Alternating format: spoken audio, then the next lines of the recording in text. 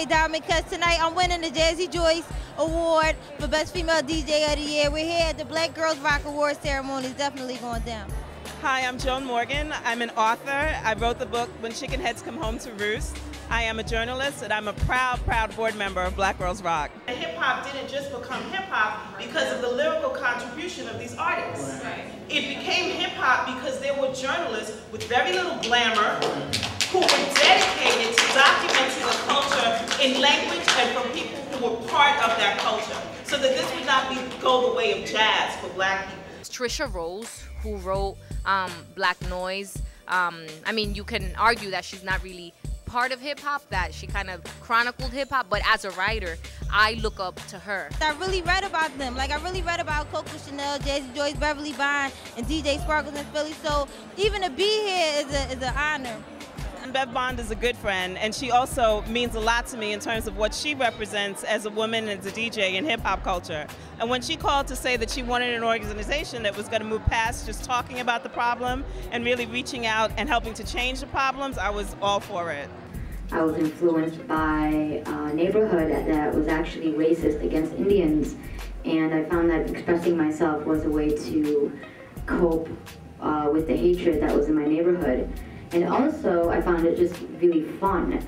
I was doing hip-hop in the suburbs when it wasn't really popular, so people thought I was just really weird. I mean, there are soldiers in activism on all fronts who claim hip-hop as the way that they do their work, and all of those voices are important. I don't even know what I'm saying because I'm freestyling looking at the camera. Sometimes I want to go to Canada when I got the stamina, but it's all good because I'm not coming like a passenger in the driver's seat, but it's all good because it's time for me. And I say, finally, I got some time to breathe it. I'm looking at the monitor. I'm not a follower. For me, it was my mother and my grandmother really allowed me just to do it. I wanted to make music and they let me. And that was the key, to have powerful women around me that allowed me to fulfill my dreams. That's step one. You have to have that encouragement and that background and someone that has your back, because when you feel like you're by yourself, it can be too much of a struggle. People look at us already to do bad, so you got to practice hard and make sure you do a good job at what you do.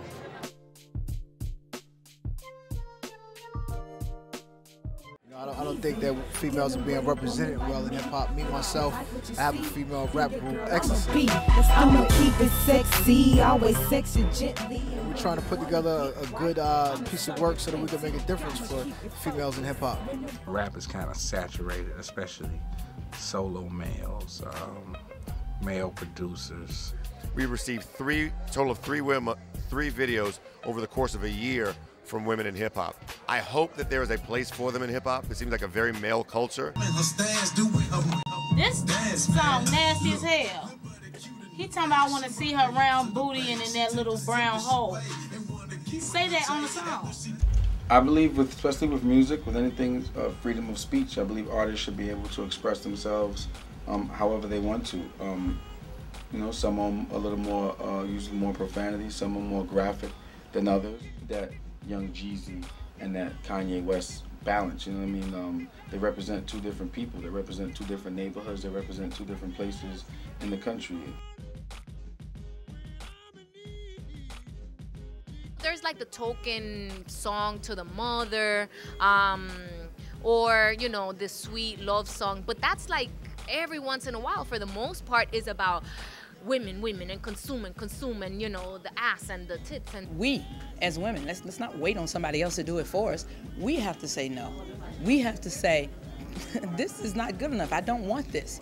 We can't, when they play a song that's derogatory, we can't get on the floor and dance to it, you know? It's sexism, not sex. That's all well and good that we hold women accountable in terms of what they present into the public sphere, but at what time do men take a goddamn responsibility? You know, there's a common misconception that sexism is the problem of women. Sexism damages and cripples men because it reduces you to your lowest possible humanity. So when you are in such a diseased and sick place that you abuse women, that you call women out of your name, when you are in such a frightened place that you can watch it and know that you were wrong and not speak out, you are not being your fullest self. Well, when Lil' Kim had the mic, she didn't do this, and that, right? As if Lil' Kim had done those things, anything would be changed. You know, I try not to use a lot of the misogynistic lyrics or messages in my music. Don't get me wrong, I have said some words here or there. I've said some things that could be considered degrading, but I'm an adult and I'm working every day to better myself as a man and as an artist, as a father, as a son, a nephew, an uncle, best friend, all that. I'm trying to better myself every day. So in the future, I promise you, I will, put forth an effort to make a difference coming from me. Everybody's rapping these days. It's so